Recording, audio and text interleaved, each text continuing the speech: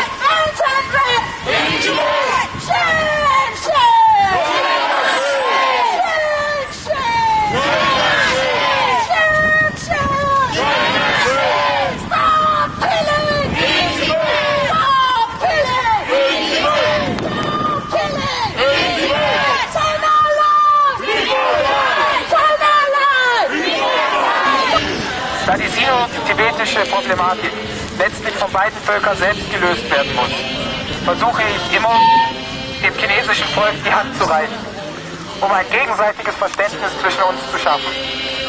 Daher ist es für Tibeter überall wichtig, engere Beziehungen zum chinesischen Volk aufzubauen und ihnen die Wahrheit über die Tibet-Frage und die aktuelle Situation in Tibet bewusst zu machen.